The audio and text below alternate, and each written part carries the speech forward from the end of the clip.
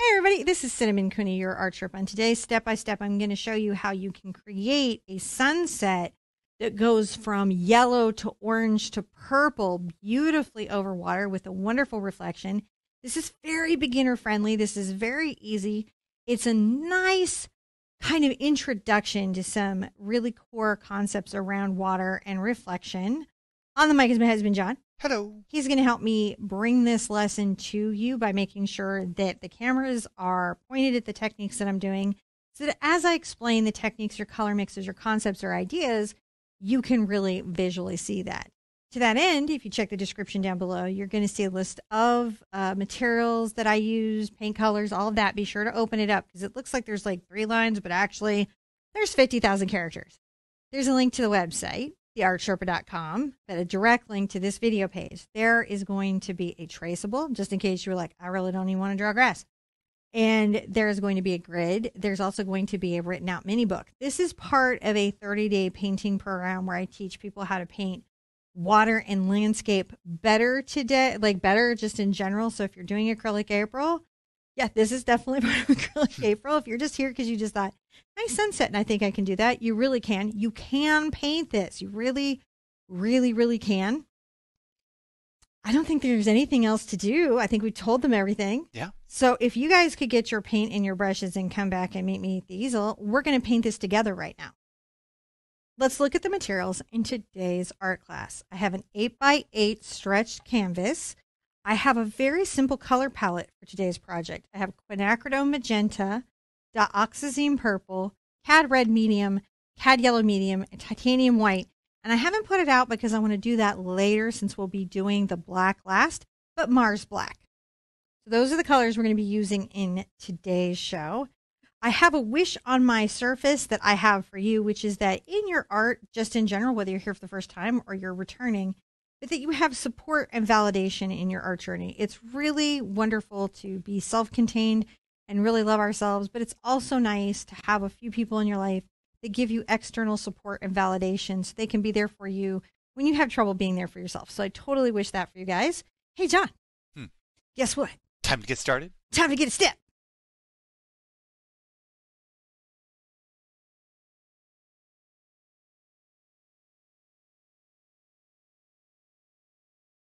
This particular one is going to be a fun and different transition than we've done before if you're participating in the monthly journey. We're going to be doing this sort of red to purple sunset, which is like, I feel like that exciting sunset everybody initially thinks of when they want to do one. To begin this, I'm going to use a number 26 bright, and I do want to take the words that I had for you guys wished on the surface in watercolor and kind of blend those out.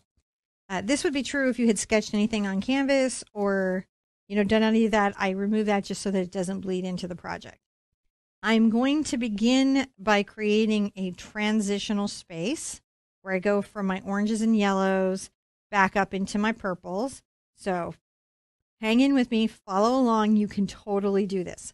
Let's come over to our red, and we're going to mix that with a little bit of our yellow and make orange. So that's our cad red and our cad yellow. We're going to make a little bit of orange, and we're going to brush this back and forth.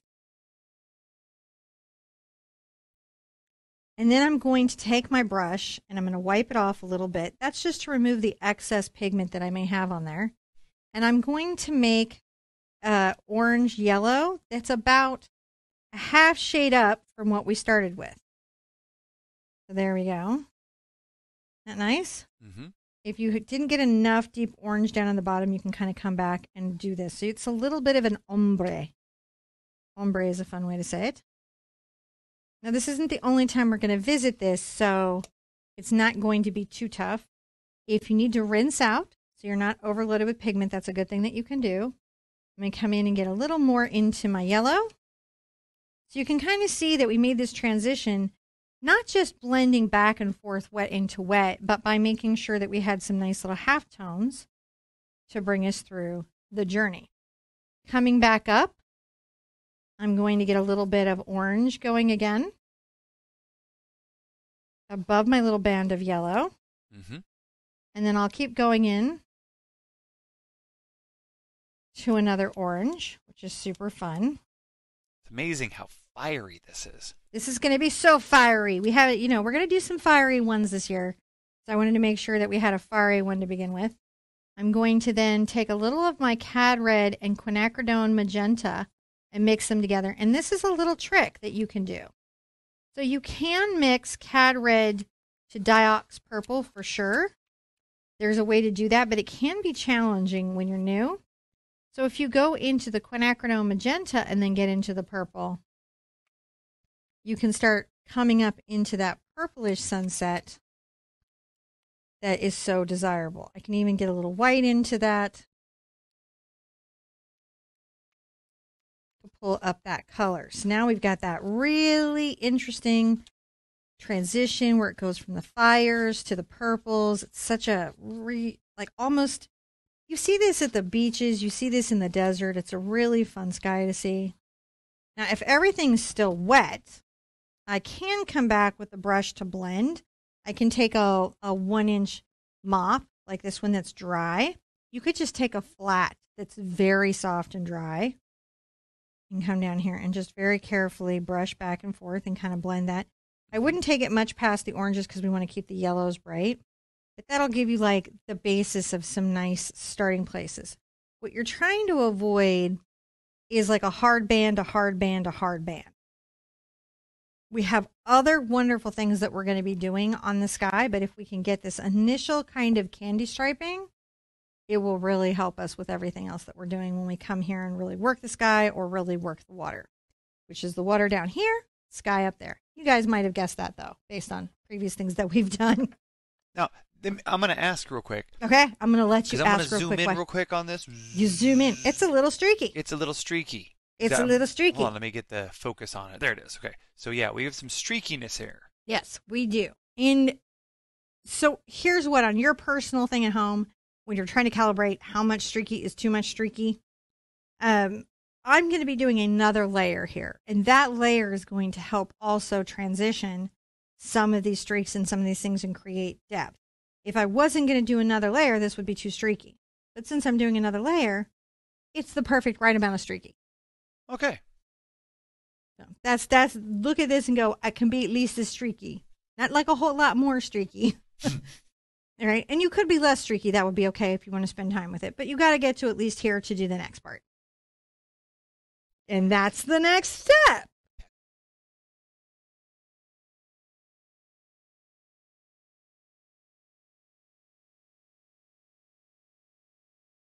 So we're going to start doing some refinement work that will help us make it feel like a fiery sunset over a wonderful, glowing body of water. Mm-hmm. I'm going to take my T-square and come to this lower third. So it's going to be fairly low down the surface. There'll be just the beginning of the yellow and then the yellow above. And I'll go ahead and take a chalk pencil so I can keep track of that. You want to keep your horizon lines level whenever you're doing water. And because it's so much fun to do it this way, let's put our light source low to the water and off to the side. Ooh. That gives us a lot of fun things that we can do just mentally in our mind. It also lets us know we're going to have a nice corridor of light coming straight down from that into the water. Right? So things that we know already. I'm going to grab a hog bristle brush. I'll grab, really doesn't matter which one. I'm going to grab this one, right? Just a hog bristle brush that is a number 8 bright. I generally find that what I'm talking about is about the width of a thumbnail is the sizing. Now, wet or dry, because this brush is interlocked and it's chunking hog bristles, it doesn't blow out too badly. If it did, I could just finger reshape it with warm water. So if you ever have that happen to you with your hog brush, that's a fix that you could do. Whenever you use hog with water, just keep in mind that hog bristles can soften as they get wet, and you'll need to have a towel for your paint set aside that you can pull that moisture out. I'm going to go ahead and take a little of my yellow over here and some of my white and come underneath and around where I know I'm going to have my little sun spot. All right. And brushing back and forth. Getting more into the yellow as I come up. And then I'll just kind of taper it. You see how we've done that tapering there? Mm-hmm. That's going to let me get into that. Now, I don't really want my white in there because I'm not interested in having coral as a color. Mm-hmm. I'm going to take a little of my red over to my yellow and create a very bright orange. This is a very, very bright orange. Super bright orange. And by bright, I mean like more towards the yellow. And let's come over here and brush back. And we're going to kind of zig in and zig out, back and forth. And this is going to give us that hot sky horizon, if that makes sense. It really does. I like that the atmospheric effect. It's an atmospheric effect. Now, I have rinsed my brush, pulled the water out with my towel. I'm just using a towel. You can see that here. This is all I'm using. Yes, the towel has my face on it, but it is not necessary to wipe your paint on my face. I'm going to come back with a little of my yellow and streak that back and forth a few places. That's not too bad. Right. I can get into my red now. And I'm going to come in and do something similar. I am being a bit horizontal with the brush stroke, you might notice. Yeah. That is oftentimes because this atmosphere has that type of leveled out drama. Brushing in. I used to consider this entirely one hoot thing, but after years of teaching on YouTube, I have elevated it to 2 hoot. Why is that? I think it's because there's a lot of complementary colors. Colors that when mixed together can tend to go dull or gray. And also because there's a lot of concept about level strokes and the way paints kind of blend in together, that I've just noticed that it can be a smidge more challenging if you're new. It is very learnable, and you can do this. You can paint this. I'm going to also see how these are very aligned. I do. I don't like that, so I'm going to extend that. That's so much better. And the reason that that's better is that nature tends to make uneven spaces for us. We want to make sure we keep things uneven as well. That's looking pretty good. Pretty darn good. Now I can take my magenta and a smidge of my dioxazine.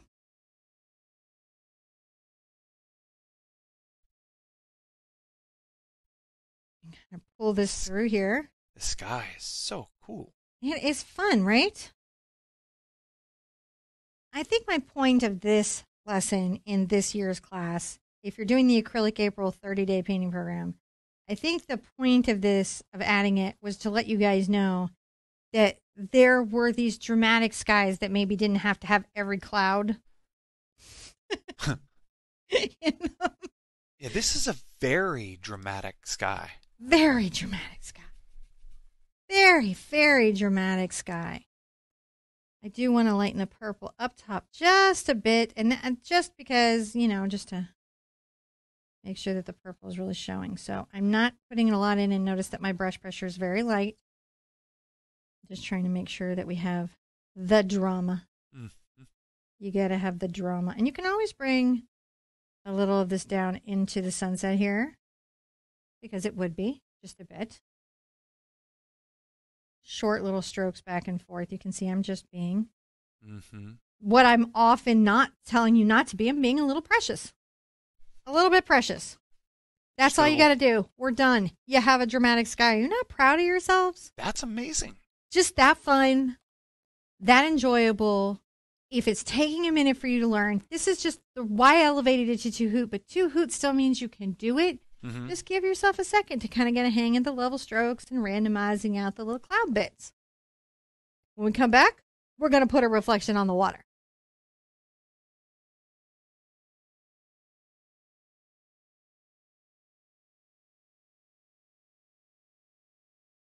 In this next part, I really want to say that it's important to make sure that your brush is free of all of the pigment from the previous painting part. Because, again, purple and yellow are complementary colors. And complementary colors, when they're mixed together, have a hidden primary, a red, yellow, and blue, which always tends to neutralize, or what you'll hear artists call gray out. So if you're trying to get really bright colors in your sunset, you do need to pay attention to the amount of pigment that's in your water, right? And I may go ahead and treat myself to a fresh cup because why struggle? I agree. Right? If you have the colors that I have, the brushes that I have, you're doing the techniques and you're getting dull colors, right? Like, and you're the same paint. Probably somewhere there is pigment sneaking into your painting process that is throwing off your color. That's something I always like to tell somebody. So I'm going to really make sure that this is free of color before I do the next part, so I can enjoy that. And I'm going to get a little bit of yellow again. And I may turn this to the side a bit, but that's just because it helps me keep a straight, level line. Sometimes I can struggle with that a bit. As you do. Now, they're still using that very loosey, bristly brush. I am. I'm using the number 8 bristle brush. I'm kind of blending down the yellow. Now, yellow is interesting because it's almost a glaze.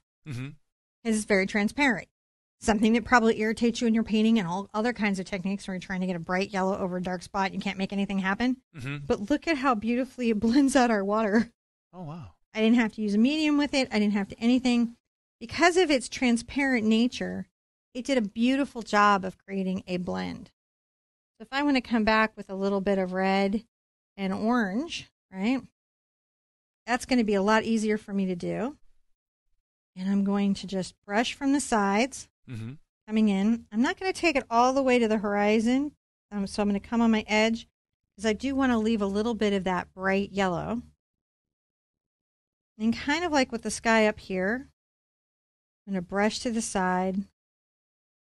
Try to have a bit of an uneven space. Now coming over here, from here to about here, I'm not going to put any of this in there. Okay. Because I got to have a bright run of sun. Ooh, that's too bright. So I'm going to wipe out.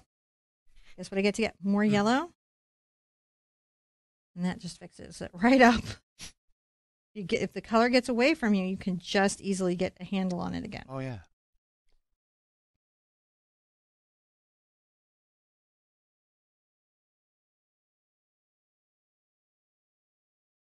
And come into my red more. I can come in from the side and the bottom, and I can just brush over. And from the side and the bottom a little bit up here. I'm not loading a lot of paint. Look how little paint's on my brush. Oh, yeah. Right? Because the hog bristles tend to hold a little bit more water, I can make the decision to load a little less paint on my brush. And you wipe it off a lot. And I wipe it off a lot.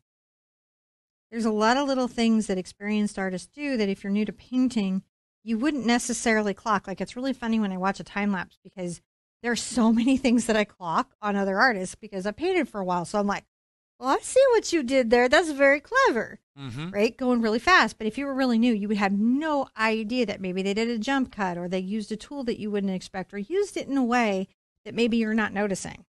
So if ever you're like painting along with maybe, a video that doesn't have as deep instructions and you have a little trouble getting the results, it's not you, it's experience. You just got to get more experience. Eventually you'll be able to look at all of it and be like, oh yeah, I got it. I can paint that right now. Sometimes you can just look at a painting and be like, I see how that got broke down.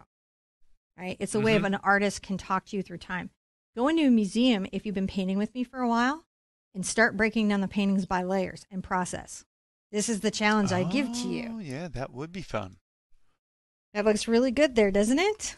It does. All right. If you're happy with that look, so you have this kind of glow above and this glow below, let's call this a step and we'll come back and put in the last little sparklies.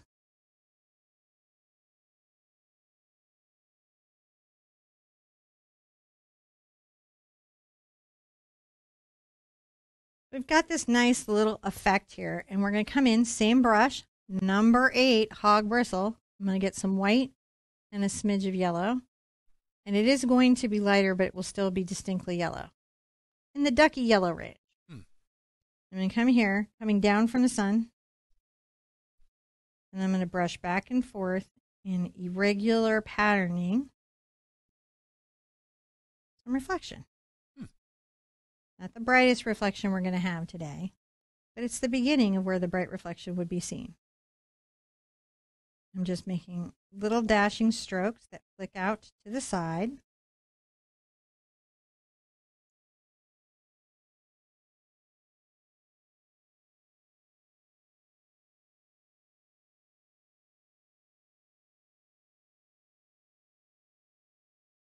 Oh, that looks so cool. Now, it's interesting how you've pretty much done the same thing, but it looks different in the water than it does in the sky.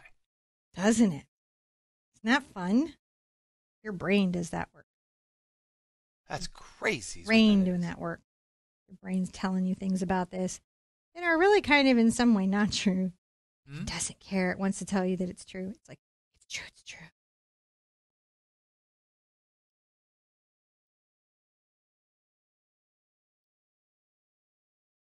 I can kind of come here and come along very straight and bring that out Mm-hmm. to exaggerate that water line. And that really makes the water line kind of stick. Yeah. Because we're really trying to make something that's just, yeah, there it is. I'm going to rinse that out. And now I'm going to get a synthetic number 4 round. What you need to know is it's around the size in relationship to my finger. You can kind of see that, right? That's about the size it is. Because the reason I tell you these size relationships is brush lines don't have a universal sizing guide. So the numbers are, I don't know, emotional? I don't know what the numbers are. Just arbitrary. They are, even within the same brush lines. People never believe me until they get into it. And they're like, it like changes across different lines of brushes within the same brush company. I'm like, yeah, it does. And everyone always answers that initial, is it millimeters? It seems sensible that it would be, but yet Right. it's not. You would think so. You would think so. And maybe for some brush companies, but not universally so. I'm going to grab a little bit of white. And bless the brush companies that have decided to be sensible and use the millimeter measurements. And I'm an American, I'm saying millimeters is a good idea here. Uh-huh. Now let's put our sun, and it's just going to be a little white dot here. Perfect. Isn't that great? Yeah. Just low, kind of far away. So you grew up thinking the sun was a yellow dot, but it's not. It's a white dot. And let's take a little bit of light with just the white. That's all we're going to do.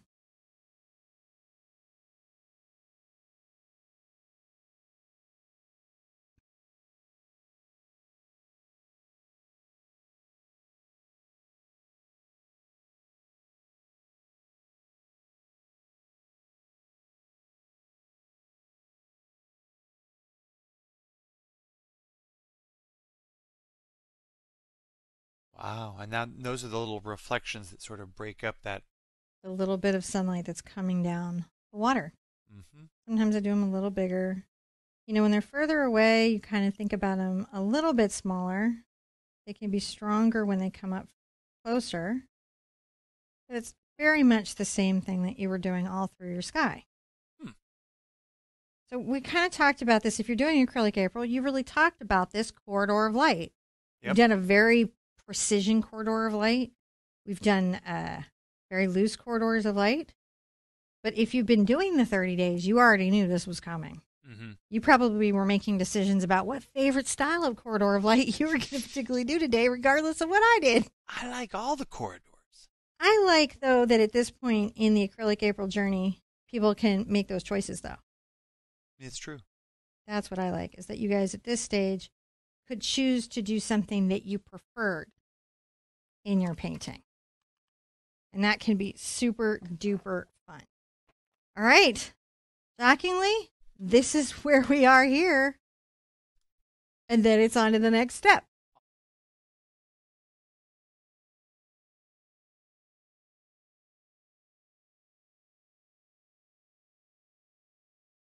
So now we're going to start putting in the structure of the silhouette sort of landscape that we would have in this extreme lighting. I'm taking my number 4 round and I put out some Mars black paint. Mm-hmm. Let's go ahead and add some water to the paint, and I kind of like to swirl it around and then roll my brush to get things on the tip. I'm going to come here, and I'm going to very carefully and gently curve a little line. Oh, yeah.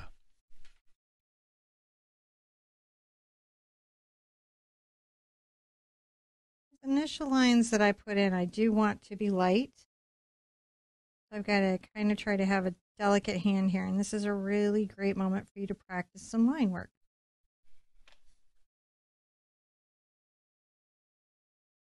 If you have anything go wrong, like I feel like I'm not loving that line right there, you can just come back with your brush before it dries. As long as what's underneath is dry, you can do that. You know, we have our angle brush. We've got lots of brushes, so I'm going to let that dry a bit before I come in and try to do another thing.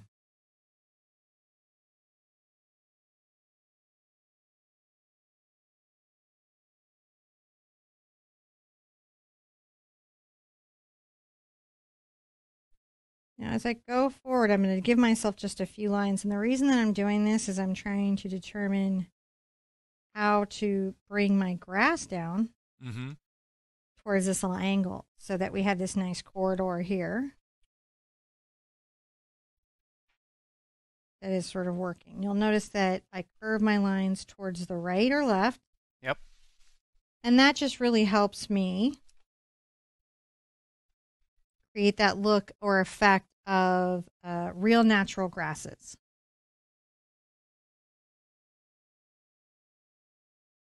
I'm going to be on the toe of my brush.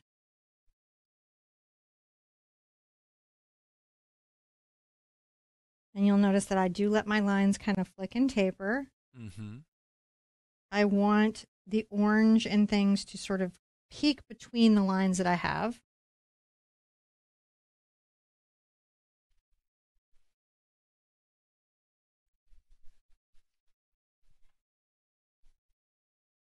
Even as I brush out, I'm going to make sure that my brush pressure continues to stay very light. And then I'm making lines that look as natural as they can.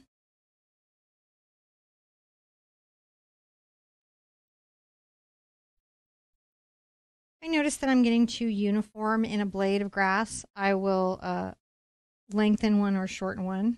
And I may come here at the bottom just to make sure that it's just a little more solid at this edge. All right, so now we're getting that effect of sort of maybe seagrasses that we're peeking through or lakeside grasses.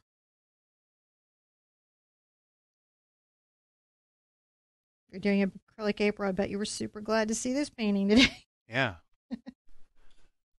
But if you're trying to, you know, determine how to paint water, this is a really good lesson because, again, it teaches you in a different color composition, maybe a more challenging one because of the purple and oranges, how you can create a look.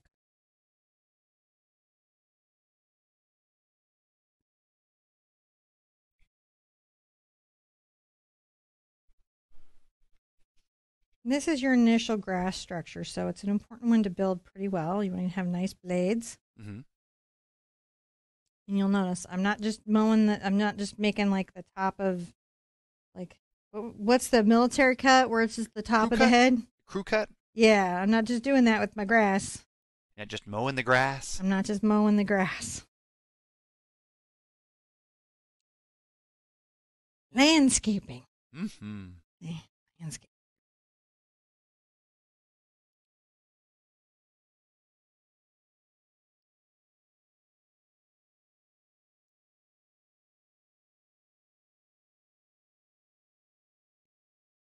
You know, and you can look at the mini book. We have all those resources. You can go by the website. If you're having any trouble at all, print that out and look at that. And then you can look at the picture and really kind of study how the brush strokes came around, right? How we did them.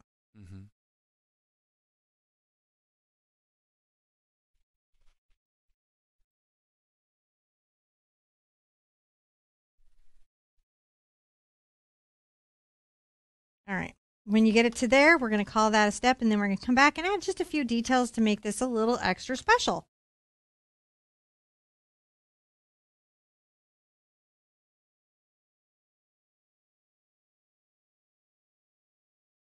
This is looking really pretty, but we can add some more details to make it look like a more natural silhouette and embankment, and that will also help it feel kind of like the water. So we're going to add some different little plants, like you would add seagrasses or maybe little flowers, little tiny things that can make it seem more real. Mm. I'm going to pull my little brush down and make these little kind of pull strokes.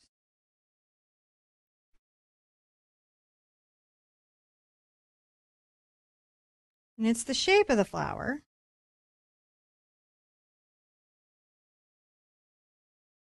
We talk about this a lot this month, about the shape of the flower, not necessarily individual petals. I tend to put out, kind of floating into air for just a second, the little stems. And the reason for that is that I really want to see. You don't want to be bound to the stem yet? I don't want to be bound to the stem You yet. want to be able to put that flower out in the middle of a nice spot? I do. And I want to be able to give it kind of leaves that look different. Mm. You know, so that it has that feeling of being a different little plant, you know, maybe in the grass. Oh, yeah. Little touches.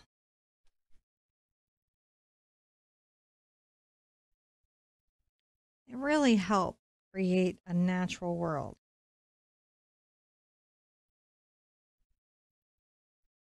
So I face a little flower to the side. Mm-hmm. Place one maybe down in the grass. It starts to create a whole kind of silhouette line, doesn't it? Yeah. A little base to that flower.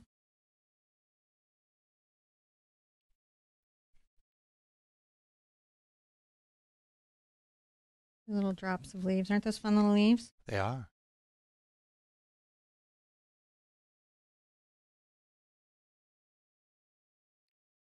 And if you've got them there, you kind of want to put them in a few places. Mm-hmm. You don't want to have them be only in an area.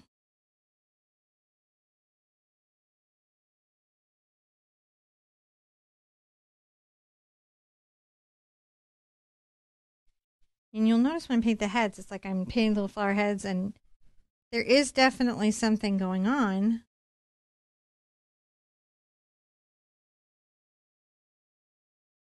But it is their kind of delicate randomness that make them work.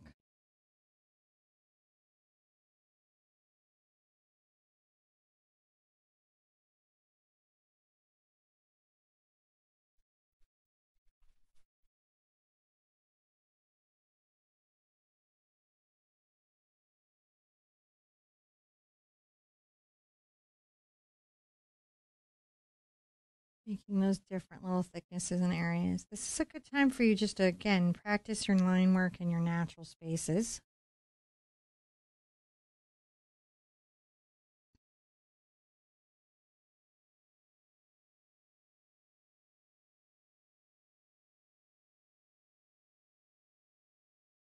And those little weird shapes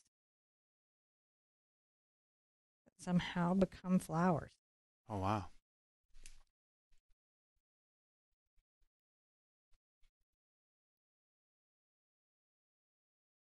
I'm just on the toe of my brush.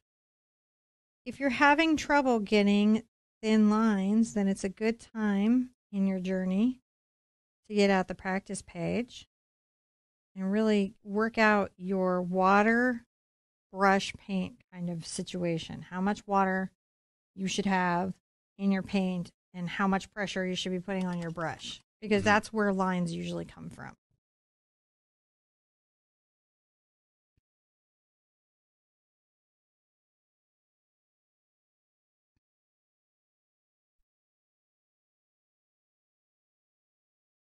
Sometimes I will come back in and add just a few kind of thoughtful, maybe thicker lines that imply a different plant experience.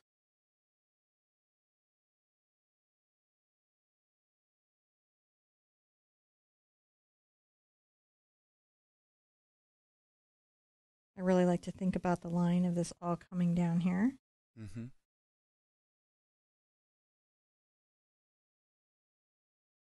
And I look for a hole that feels unnatural. Because nature fills a void.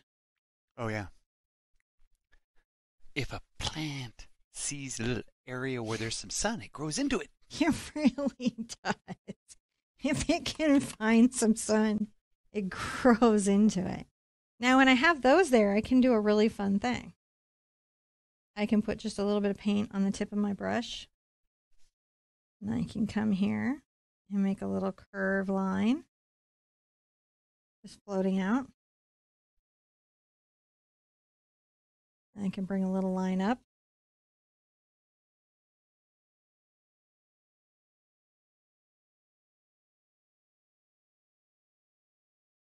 There we go.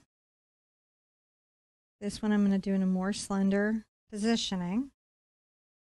Now, right now it's kind of a mayfly.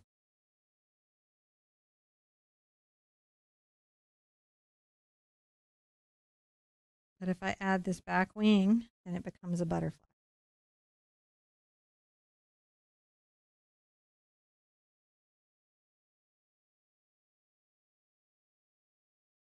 It's always a good idea to add more than one, and it's a good idea to bring them in different sizes. So this one I will put in a little bit smaller.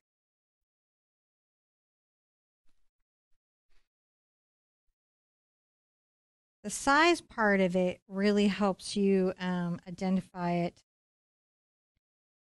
as animals, because some of them will fly further away, some of them will be closer to you. I'm gonna bring kind of a little, I call it the bow tie, but it's when the butterfly is maybe a little bit coming towards you. Mm-hmm. I'm gonna turn this just some. The bigger the butterfly is, the closer it is to you, the viewer.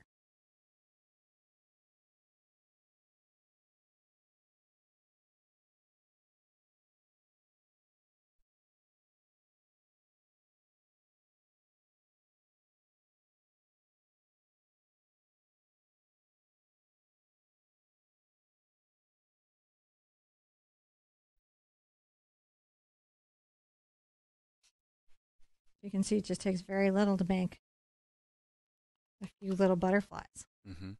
Isn't that wonderful? Look at that. We did that. Wow. It's a very dramatic little sunset with a wonderful water scene. And again, those skills now, hopefully, if you're doing the 30 days, hopefully this kind of came together easier, Mm-hmm. right? Like you kind of were like, I kind of know where we're going.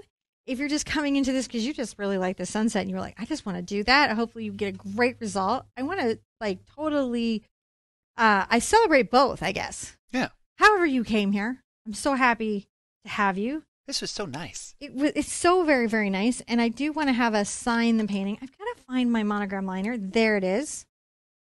I don't want to sign it in black over here. You could sign it in an orangey. That's what I'm going to do, because I feel like if I signed it in black, the whole painting would be about the signature. Yeah. And I don't want to make it about the signature. I'm going to come here and sign it in a color that's visible, but not distracting. I'm a big believer in that you should sign your work. Mm-hmm.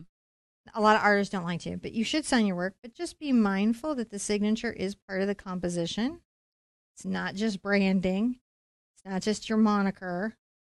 It is part of the painting, right? And you spend a lot of time maybe painting little grasses over here. You want to spend a little bit of time not messing up the whole painting. So it's something to think about. And if it at all worries you, you have trouble signing, remember, you can sign the sides or even the back. Oh, yeah. You know? So it's okay. You can, there's really no wrong way. This is art. There's ideas and concepts and schools of that, but there isn't, like, except for studio safety stuff that could get you killed, there aren't really hard and fast rules. Mm-hmm. Like, yes, if you're sanding anything, you need to put on a face mask. Don't set fire to your paint.